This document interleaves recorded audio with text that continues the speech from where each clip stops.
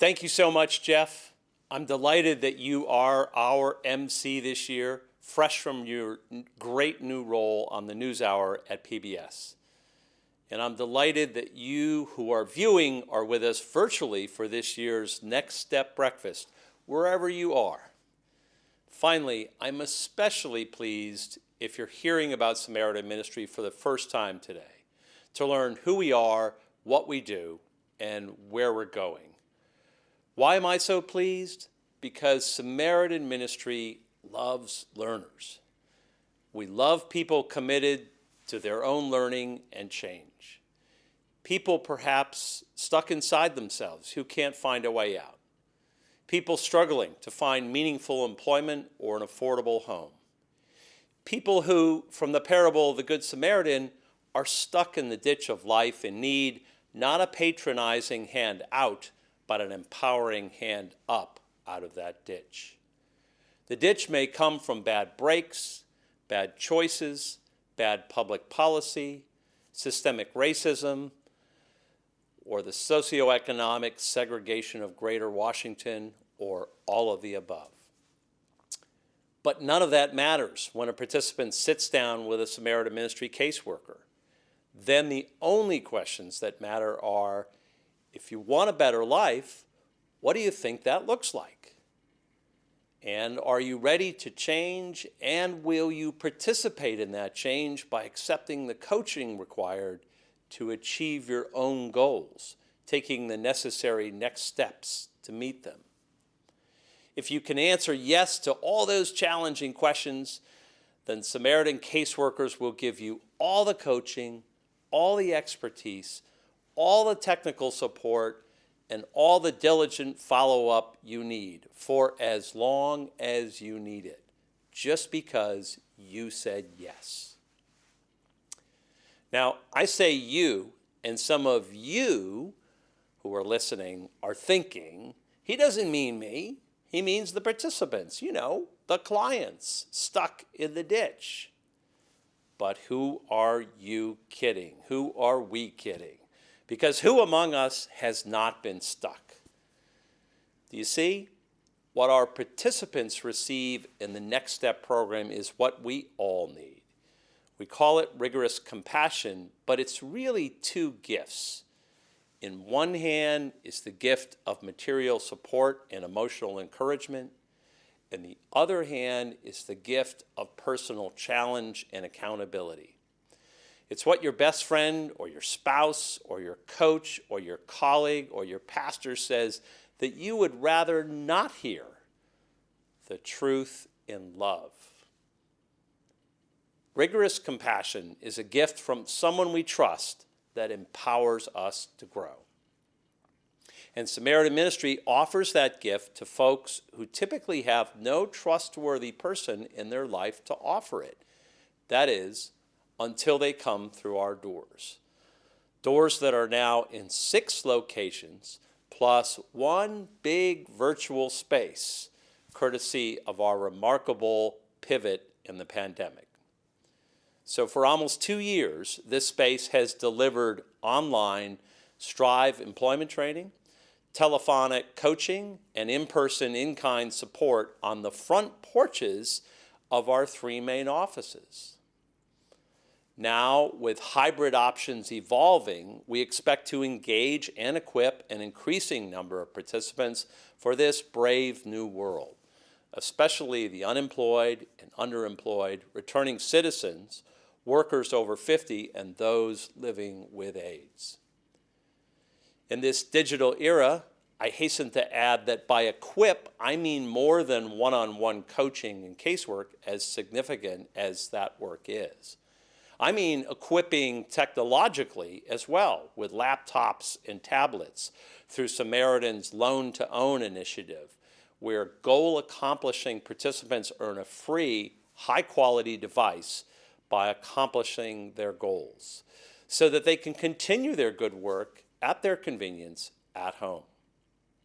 Shortly, you'll hear from former Next Step participant and Strive graduate Charles Hopkins speak of how, after nearly 50 years of incarceration, Charles learned not only how to navigate digital space, but also how to renegotiate life with the guidance of his Samaritan caseworker and Strive trainer. Charles' vocational choice to give back to fellow returning citizens who need guidance in the reentry process suggests a deep call to service, not just sustainability.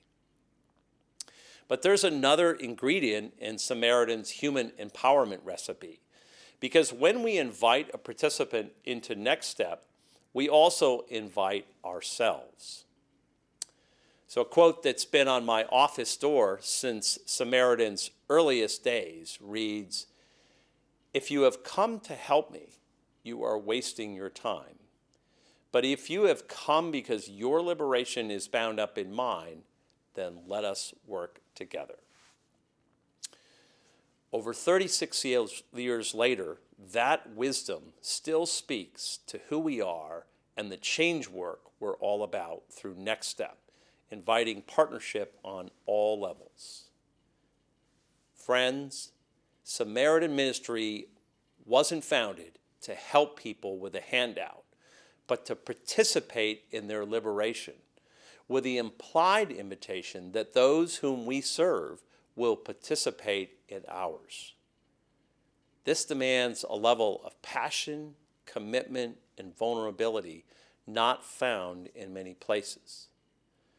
But Samaritan Ministry isn't just any place.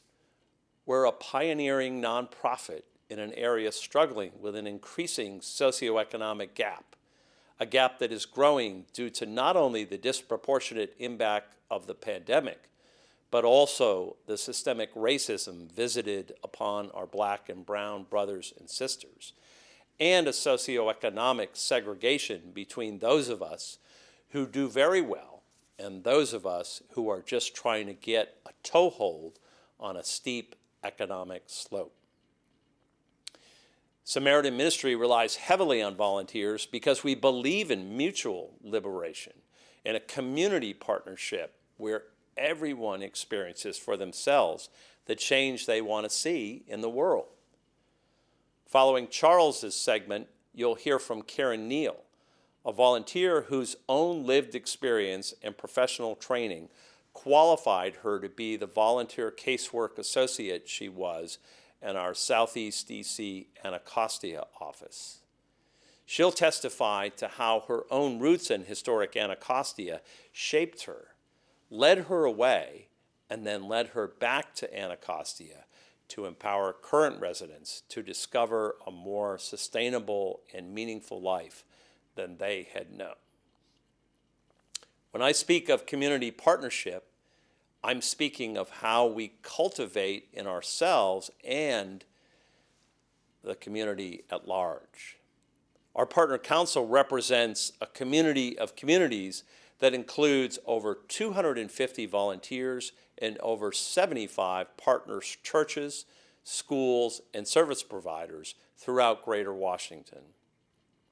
This is a collaborative network, fully empowered to make a difference in the lives of our neighbors who simply seek a hand up.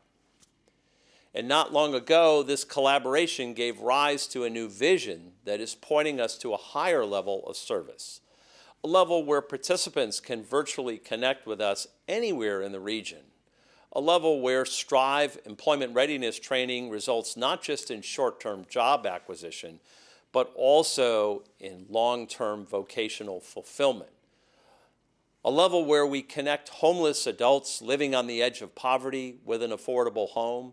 And finally, a level where partners offer not only their time and treasure to support individual change work, but also where they collectively invest in a mission of community change, one that includes dismantling the structures that allow the systemic racism of the region to continue while the resulting poverty prospers. Where are we in terms of our goal fulfillment? Well, we're just getting started, but the impact is already happening.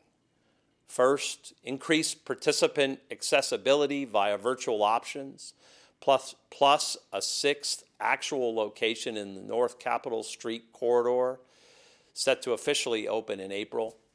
Second, as the pandemic subsides, expanded hard-skill partnership options and placement options for Strive training graduates.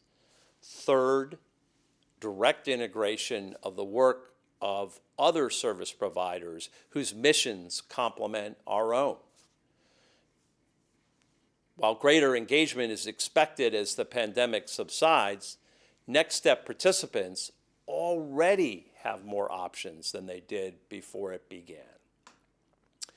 It's hard work, but the recipe is right.